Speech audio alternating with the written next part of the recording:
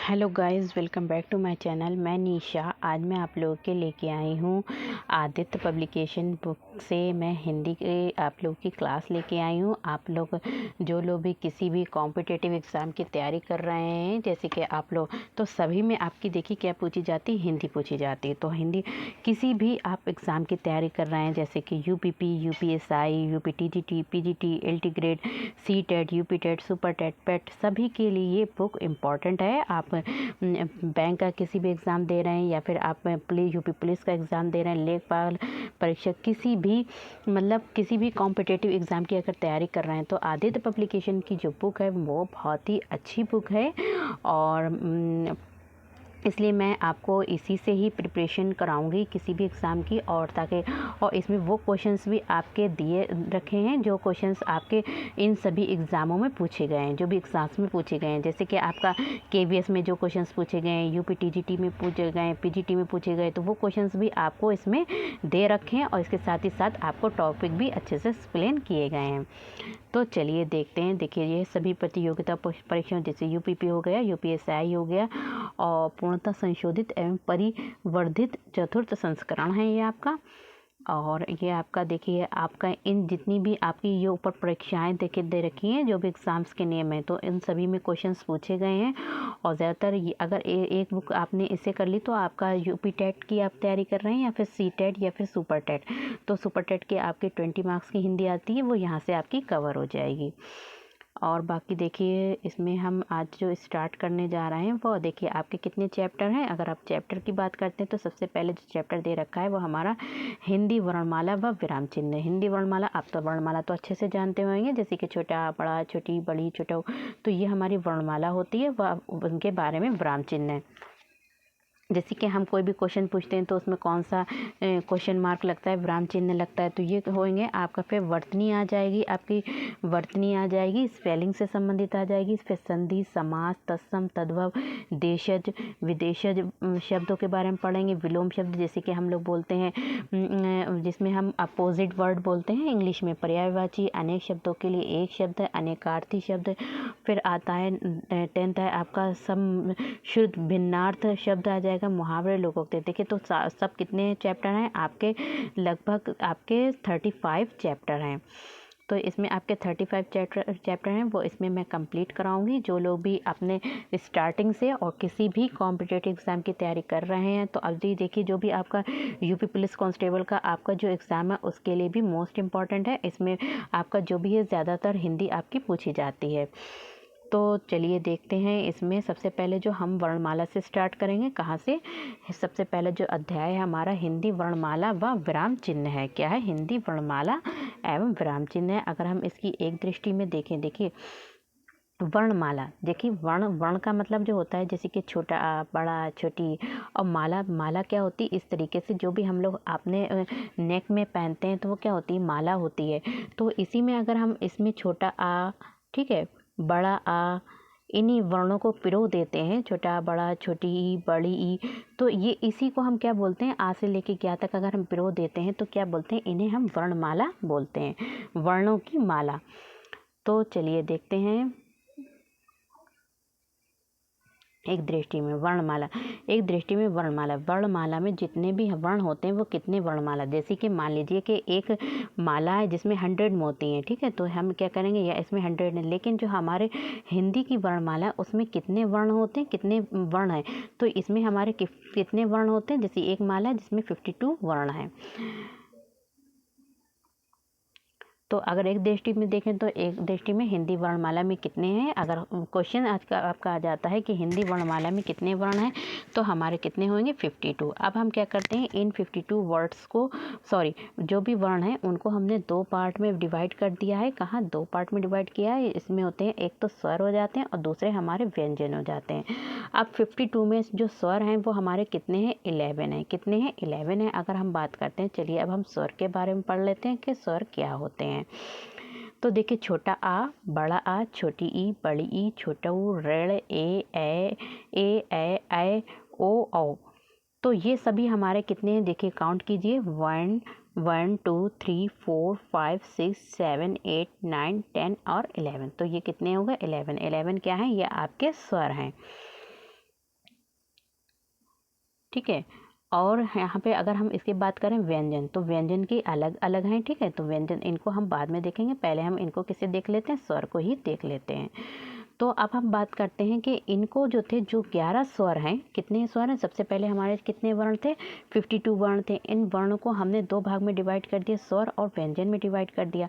अब स्वर को भी हम डिवाइड करेंगे अलग अलग, ठीक है। तो किस में करेंगे, तो इसमें जो हम स्वर को डिवाइड करेंगे मात्रा के आधार पर, किसकी मात्रा के आधार पर स्वर के कितने भेद हैं, 2। देखिए, जब आप चैप्टर को पढ़ेंगे अच्छे से तो सभी क्वेश्चंस को भी सॉल्व कर लेंगे।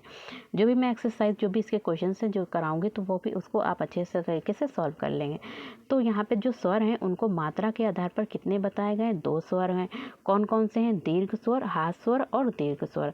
देखिए, हास स्वर भी बोलते हैं, लघु स्वर भी बोलते हैं और मूल स्वर, ये सभी एक ही स्वर हैं। और दीर्घ स्वर, गुरु स्वर, संधि स्वर, ये भी एक ही स्वर है। अब क्या, जो 7 हमारे पास 11 जो स्वर थे, इनको हमने डिवाइड कर दिया 2 पार्ट्स में। कितने, 2 पार्ट्स में, हास स्वर और दीर्घ स्वर। अगर मान लीजिए कि आपको लघु स्वर है या फिर गुरु स्वर, मूल स्वर, दीर्घ, संधि स्वर नहीं याद है, तो आप इसे याद रखिएगा, हास स्वर और दीर्घ स्वर। तो हास स्वर जो होते हैं वो हमारे 4 होते हैं, ठीक है, और दीर्घ स्वर जो होते हैं वो हमारे 7 होते हैं। तो हास स्वर में हमारे क्या आ जाएंगे, मात्रा या फिर उच्चारण काल के आधार पर, जैसे छोटा, छोटी, छोटा और ऋण, तो ये हमारे जो है वो क्या है, हास स्वर। तो हास स्वर कौन से हमारे, छोटा आ है, छोटी ई है, छोटा ऊ है, ऋण है। और दीर्घ स्वर की बात करें तो बड़ा आ, बड़ी ई, बड़ा ऊ, ए ओ। तो ये हमारे क्या आएंगे, दीर्घ स्वर में आ जाएंगे। तो ये 7 हैं। तो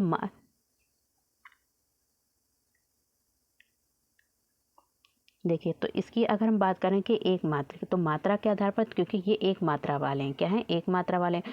और ये क्या है, द्विमात्रा। तो इसमें जैसे बड़ा आ की मात्रा लगी है, ओ की मात्रा है, तो द्विमात्रिक कहलाएंगे।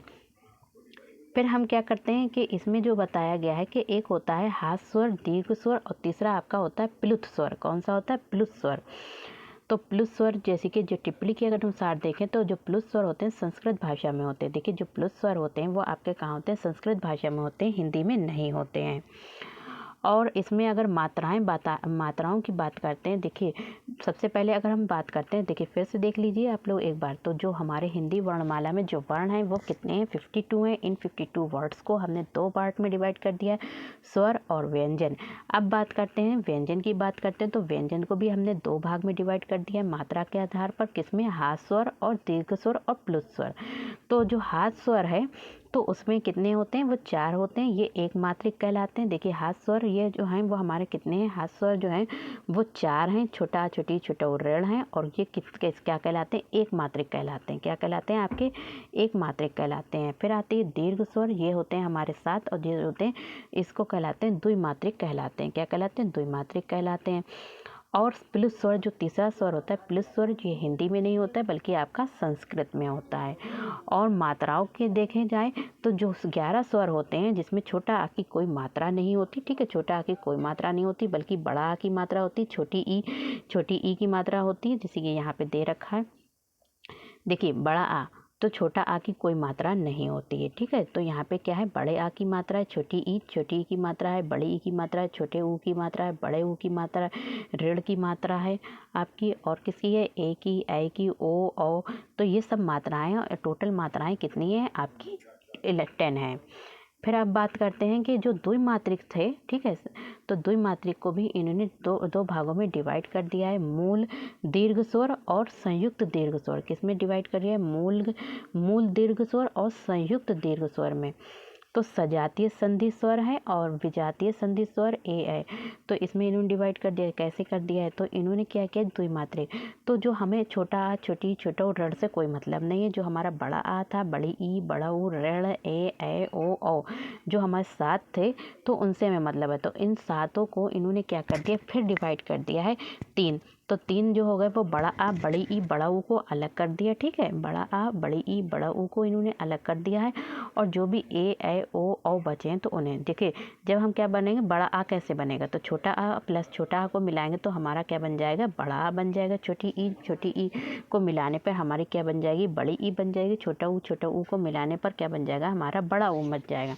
लेकिन क्या है इसमें देखिए सेम छोटा आ प्लस छोटा आ, तो ये जो है सजातीय संधि स्वर कहलाएंगे क्योंकि इसमें एक ही स्वर का प्रयोग किया गया है, लेकिन इसमें अलग अलग स्वर का प्रयोग किया गया है। देखिए छोटा आ प्लस छोटी ई, तो ये हमारा ए बन गया, छोटा आ और ए बन गया हमारा ए, छोटा आ छोटू ऊ, छोटा आ छोटा ऊ तो ओ बन गया, और छोटा आ और ओ तो ये हमारा क्या बन गया, ओ बन गया। तो इनको जैसे कि यहाँ पे सजातीय संधि स्वर है क्योंकि इसमें जो है एक ही स्वर का प्रयोग हुआ है, लेकिन विजातीय संधि स्वर का मतलब होता है अलग अलग स्वरों का प्रयोग करके एक स्वर बनाया गया है।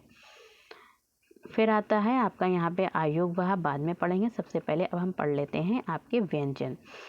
तो यहाँ पे व्यंजन है, आपके कुल व्यंजनों की संख्या है तो कितनी है 39। अगर यहाँ पे कुल व्यंजन क्वेश्चन में आ जाता है तो कितनी है 39। वैसे मूल व्यंजनों की संख्या आपकी कितनी है 33 और स्पर्श व्यंजनों की संख्या है आपकी 25। तो अभी हम नीचे आपको बताएंगे कहाँ कहाँ पे आपके मूल व्यंजन है, कहाँ कहाँ पे आपके संयुक्त व्यंजन है और स्पर्श व्यंजन है। तो कुल व्यंजनों की संख्या अगर क्वेश्चन में पूछते हैं तो कितने हैं आपकी 39 है। कितनी है 39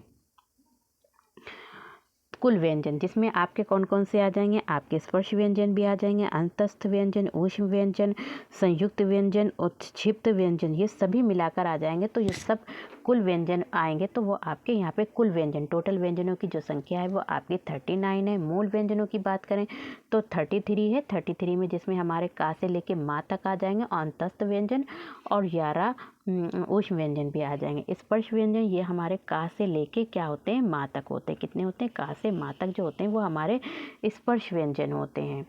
फिर आते हैं अंतस्थ व्यंजन, ये हमारे 4 होते हैं। ये हमारे कौन कौन से होते हैं, या रा ला वा। तो ये या रा ला वा जो होते हैं वो हमारे अंतस्थ व्यंजन होते हैं। तो या रा ला वा ऊष्म व्यंजन जो होते हैं वो कौन से होते हैं, 4 होते हैं। ये भी शा शा सा हा।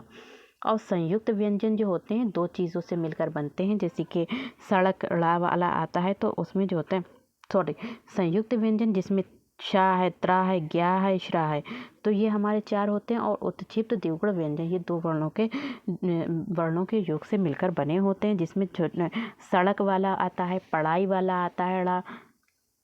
फिर आते हैं हमारी बात करते हैं, यहाँ पे देखिए व्यंजन पढ़ लिए और व्यंजनों के बारे में हम पढ़ेंगे मूल व्यंजनों की संख्या कितनी है। तो मूल व्यंजन जो है मूल व्यंजनों की संख्या कितनी है 33 है।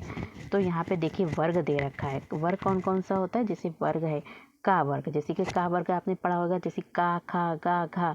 तो जैसे का खा गा घा क्या आता है, यहाँ पे का खा गा घा है, तो इसे हम बोलेंगे कितने होते हैं 5 होते हैं, ठीक है। तो ये जो होते हैं इसे क्या वो कौन सा वर्ग बोलेंगे, का वर्ग बोलेंगे। और चा वर्ग जिसको हम चा छा जा झा, तो इसको बोलेंगे कौन सा बोलेंगे, चा वर्ग बोलेंगे। तो ये जो का वर्ग होता है वो कंठ से बोला जाता है, जैसे कि जब आप बोल के देखिए का खा गा घा ड़ा, तो ये हमारे कंठ से बोला जा रहा है, यानी कि गले से बोला जा रहा है। फिर आपका चा वर्ग यानी कि तालु से बोला जाता है। जब आप तालु से बोलते हैं जैसे चा छा जा झा वहाँ, तो ये भी 5 होते हैं। और ये आपके कहाँ से बोले जा रहे हैं, तालु से बोले जाते हैं। टा वर्ग मूर्धन्य से बोले जाता है, टा ठा डा ढा ड़ा। और ता वर्ग दंत से बोला जाता है, कहाँ से, ता था दा धा ना, दंत से बोले जाते हैं। और पा वर्ग का क्या कहलाता है, जो पा से स्टार्ट होता है, पा फा बा भा मा। तो यहाँ से हमारे जो स्पर्श व्यंजन कौन से कहलाते हैं, स्पर्श व्यंजन वो होते हैं जो हमारे जो भी मुंह है जिससे हम बोलते हैं, तो एक दूसरे को क्या करते हैं, जब हम जो वो उसमें से जो भी वर्ण बोलते हैं वो क्या करते हैं, एक दूसरे को टच करते हैं। तो ये सभी हमारे यहाँ से लेके यहाँ से यहाँ तक जो भी हमारे 25 है वो हमारे कहलाते हैं स्पर्श व्यंजन कहलाते हैं। नेक्स्ट आपको देखते हैं यहाँ पे अंतस्थ व्यंजन, ये हमारे 4 होते हैं। अंतस्थ व्यंजन 4 होते हैं जो हमारे या रा ला वा, तो ये हमारे 4 अंतस्थ व्यंजन होते हैं। और फिर आता है हमारा 4 होते हैं ऊष्म व्यंजन, तो ये हमारे ऊष्म व्यंजन देखिए 25 वो हो गए। और हमारे क्या होते हैं यहाँ पे मूल व्यंजनों की संख्या हमारी कितनी है 33 है। तो मूल व्यंजन की संख्या अगर स्पर्श व्यंजनों की संख्या पूछी जाएगी तो आपकी 25 होगी, मूल व्यंजनों की संख्या पूछी जाएगी तो 33, और कुल व्यंजनों की संख्या पूछी जाएगी तो आपकी 39, जिसमें आपके संयुक्त व्यंजन भी आ जाते हैं। कौन से संयुक्त व्यंजन, संयुक्त व्यंजन क्या होते हैं, जो दो व्यंजनों से मिलकर बनते हैं तो वो संयुक्त व्यंजन होते हैं। जैसे शा है, त्रा है, ज्ञा है, श्रा है, तो छा से क्षत्रिय है, तो ये बोले जाते हैं। उत्क्षिप्त या फिर द्विगुण व्यंजन होते हैं, ये 2 होते हैं, ठीक है, ये भी 2 होते हैं। तो व्यंजनों की कुल संख्या आपकी कितनी है? 39 है। अब बात करते हैं, यहाँ पे आपके ये हो गए, तो आपने स्वर पढ़ लिए, व्यंजन पढ़ लिए। तो एक बार हम रिवीजन कर देते हैं, आपको करवा देते हैं। तो देखिए, अगर आपने इसको अच्छे तरीके से पढ़ा है तो आपके पास कितना भी टफ से टफ क्वेश्चन होगा तो आप अच्छे से उसको सॉल्व कर सकते हैं। तो एक बार मैं फिर से आपको रिवीजन करा दूंगी। फिर आता है आयोग वाह। आयोग वाह कौन होते हैं? तो अंग और आहार, ये जो वर्ण होते हैं उनकी संख्या कितनी होती है? 2 होती है, जिसे हम क्या बोलते हैं? आयोग वाह बोलते हैं। आयोग वाह हिंदी की वर्णमाला के अनुस्वार तथा विसर्ग को आ का आधार लेकर अंग तथा आह के रूप में दिखाया जाता है। तो देखिए, आयोग वाह क्या होते हैं? हिंदी वर्णमाला में अनुस्वार। तो जो अनुस्वार, देखिए हिंदी वर्णमाला में जो इस तरीके से हम लगाते हैं, ठीक है, तो ये हमारा अनुस्वार कहलाता है, और ये इस तरीके से जो लगाते हैं वो विसर्ग कहलाता है। तो ये छोटा आ के ऊपर हम अंग और आह के रूप में दिखाया जाता है। वस्तुतः ये स्वर ध्वनियाँ तो हैं नहीं, ये परंपरागत ढंग से इन्हें स्वरों में गिना जाएगा। तो इन्हें भी हम किस में गिना जाएंगे? स्वर के अंदर गिना जाएगा। संस्कृत व्याकरणों ने इन्हें आयोगवाह कहा है। जो संस्कृत के व्याकरण है उन्होंने क्या है? इन्हें आयोगवाह कहा है।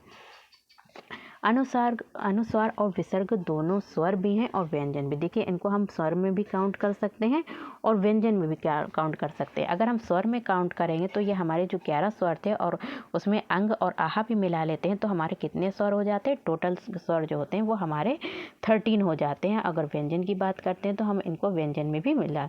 देखिए, यहाँ पे कह रहे हैं कि आचार्य किशोरी दास वाजपेयी इन्हें आयोगवाह कहते हैं। जो योग न होने पर साथ रहें उन्हें आयोगवाह कहते हैं।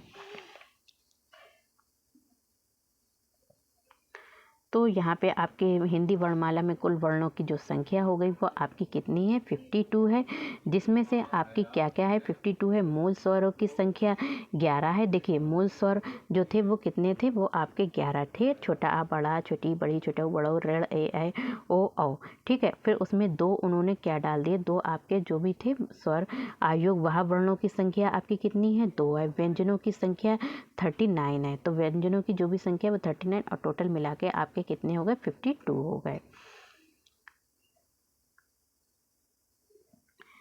तो देखिए, मैंने तो अभी एक वीडियो बनाई है और आपको वीडियो पसंद आए तो like share subscribe my channel. Thank you, have a nice day. जो भी इसका आपका रह गया है वो नेक्स्ट वीडियो में कराऊंगी और आप लोग अच्छे से पढ़िए। मिलते हैं नेक्स्ट वीडियो में, साथ ही साथ इसकी एक्सरसाइज भी कराऊंगी।